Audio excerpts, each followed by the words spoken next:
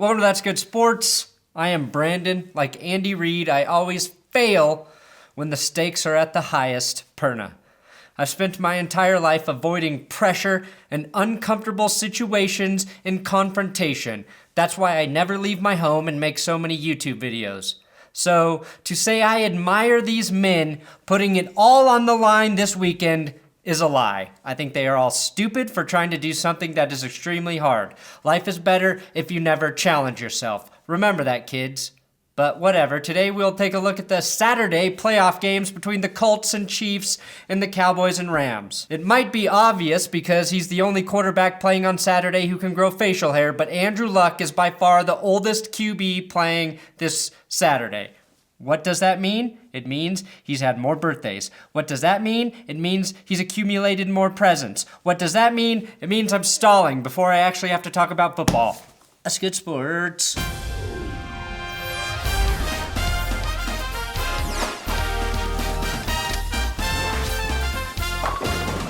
that button? Do you see that subscribe button on your phone? Click it. Also, this episode is sponsored by MyBookie, one of the best sports books for you to bet on playoff football. Use my promo code ThatsGood, and MyBookie will give you a 50% sign-up bonus up to $1,000 on your first deposit. And at MyBookie, you can bet on any sport. Basketball is a different sport than football. You can also bet against Pat McAfee this week. I would recommend checking that out. You can do esports betting, all sorts of ways for you to risk and maybe double your money, probably lose your money. Whatever you want to do in your life, that's your choice. But use my promo code, That's Good. My bookie will give you free money up to $1,000. Link in the description to take you there. Use that link.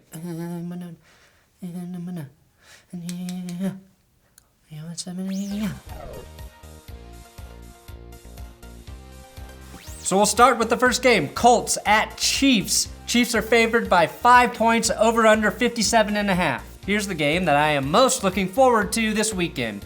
Two great quarterbacks, one great defense, the two best playoff comebacks in NFL history on one side of the ball, and Reich and Andrew Luck. And on the other sideline, you have the team and the coach who surrendered the second biggest comeback in playoff history to the guy they're going to have to shut down on Saturday. So if you combine the 32-point deficit Frank Reich overcame against the Oilers and the 28-point deficit Luck overcame against the Chiefs, even if Kansas City goes up by 60 points in the first half of this game, they are not safe against the two-headed comeback monster. Obviously, these two teams met in the playoffs twice this millennium. The first meeting being a Colts win in Arrowhead back in 2004 that featured 3 Peyton Manning touchdown passes and 2 Edgerrin James touchdown runs.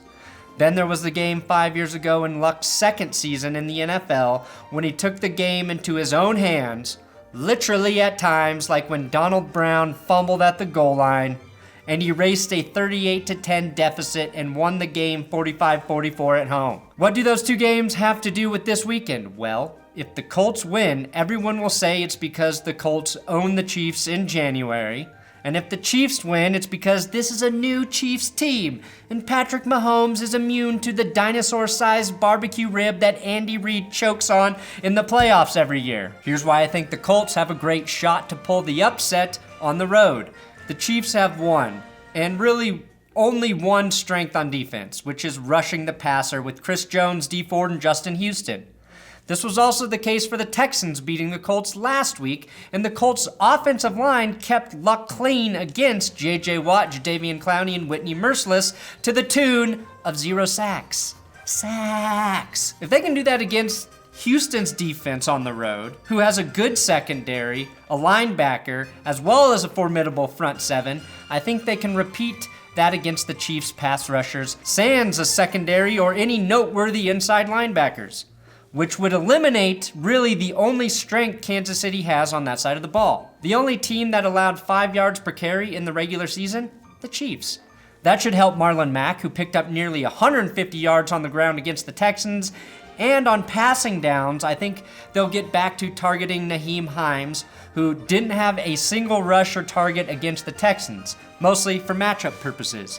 The best thing the Colts can do on the road inside Arrowhead Stadium besides one-up the employees at Kauffman Stadium and play NBA 2K on the Jumbotron, is run the ball down the throats of one of the shittiest run Ds in the league.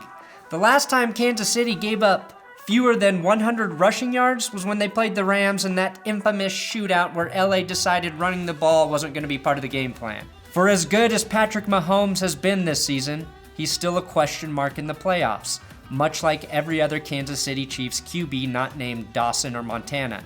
He's like a new fast food item that was advertised recently and tasted pretty damn good, but you don't know if it's gonna sit well until about 2 to 8 hours after the fact.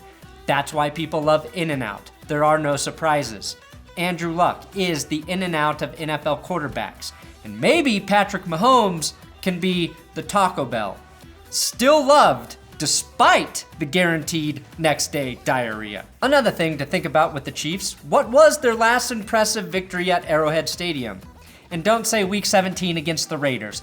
Everyone, outside of my beloved Denver Broncos, looked impressive against the Raiders. And even in that blowout, Doug Martin rushed for 100 yards. Also, Eric Berry is trending in the wrong way on the injury report for the Chiefs. He could be one of the only things in the Chiefs secondary that could slow down Andrew Luck if he plays. But the Chiefs do have a great chance at winning this game if they can do two things. Put pressure on Andrew Luck, which I said was going to be hard, one of the least sacked quarterbacks this season, and then have success in the passing game with the receiver other than Tyreek Hill and Travis Kelce. The Colts defense put the kibosh on the Texans wide receiver DeAndre Hopkins. I think they can limit Tyreek Hill, and I think as long as their safeties can play, which is a big question mark right now with injuries to Malik Hooker, Mike Mitchell, and Clayton Gathers, I think between those safeties, if they play, and Darius Leonard, Travis Kelce may also be limited in the passing game. The Texans found success with Kiki Cutie, so I think Andy Reid needs to have a game plan for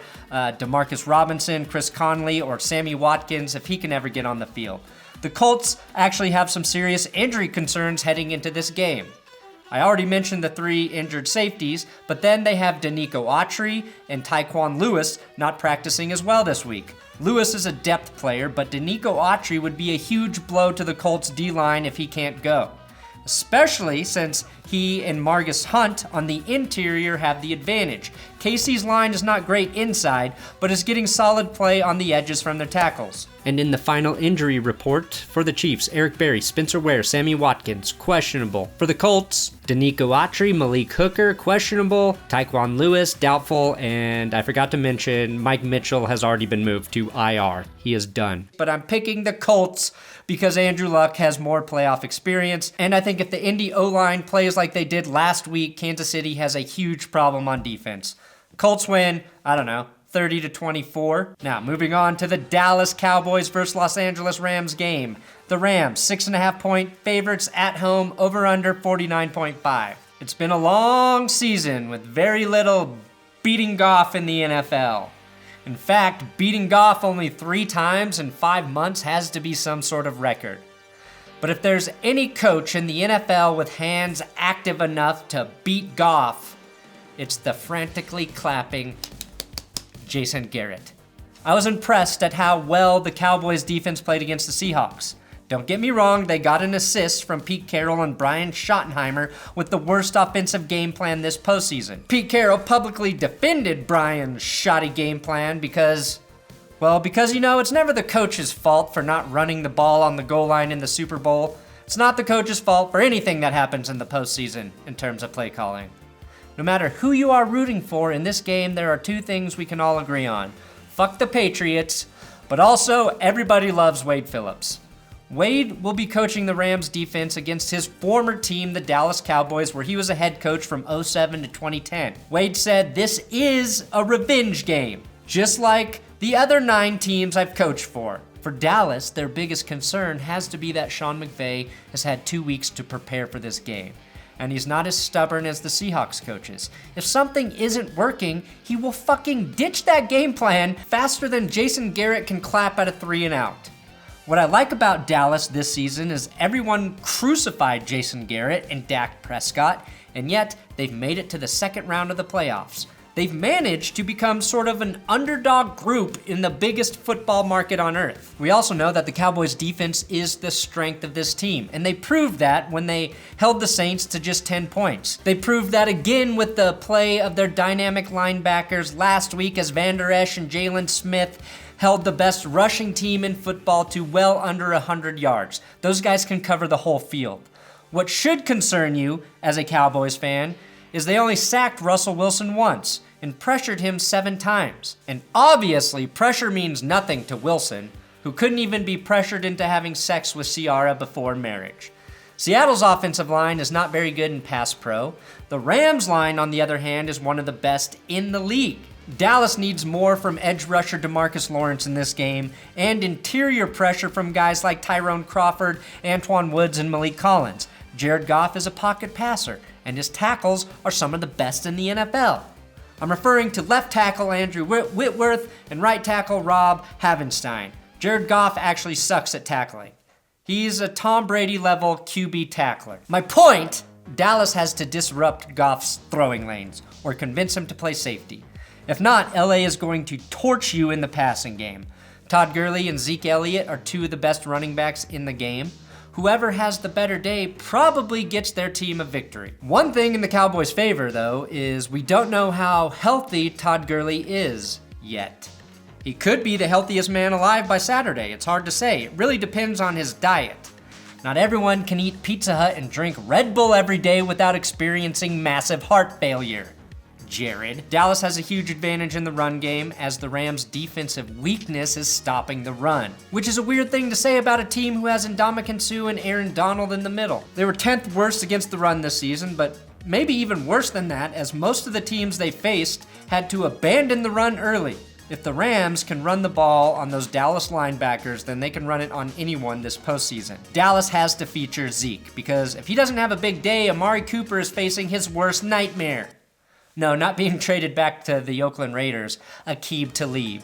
Amari Cooper sucks against Aqib Talib, plain and simple. And if Aaron Donald is on his game, Dak Prescott will wish Jerry Jones drafted Paxton Lynch instead of him, just like I wish for every day. In addition to Aqib Talib probably shutting down Cooper, Cole Beasley has a foot and high ankle sprain. So basically the only thing working below Beasley's knee are his toenails. Aaron Donald is a huge mismatch for Connor Williams and Joe Looney. That matchup alone could cost Dallas the game. And with Talib finally healthy, the Rams secondary is formidable. Todd Gurley has been nursing that ankle injury, but I would expect him to be on the field Saturday. My man CJ Anderson, though, had 2 huge rushing performances in Gurley's absence the final 2 weeks of the season, which somehow wasn't good enough for the Panthers or for the fucking Raiders of all teams. So Dallas has a great chance to stop the Rams' rushing attack. But even if they do that, I don't think they can slow down what was the 5th hottest passing offense in the NFL this season. Between Goff, Cooper Kupp, and Robert Woods, I personally think they're the hottest offense in the NFL. At least that's what my wife tells me. It's also what my bi-curiosity tells me. I'm taking the Rams to win, and I think it might be a lopsided victory. I believe Jason Garrett is going to get severely outcoached, which may lead to him clapping so hard he no longer has fingerprints. The exact same method O.J. Simpson used so he could eventually get away with murder, which he began practicing at the Los Angeles Memorial Coliseum, site of Saturday's game, his junior season in 1967. And one wild card to keep an eye on this weekend is the weather in Los Angeles, as it could be raining. They say mostly in the morning, but that could lead to a wet field. What does that mean? I don't know, but if you want to make it in sports media, you have to comment on the weather. Thanks for watching another episode of That's Good Sports. Please subscribe here on YouTubes. I'm on Twitter, Instagram, at Brandon Perna. Give my friend at WillKey6 a follow on Twitter. He helps me write all of these prediction episodes this season. And we've done a lot of them. Jesus Christ, have we talked a lot of football this year. More football than you can even want to talk about, really.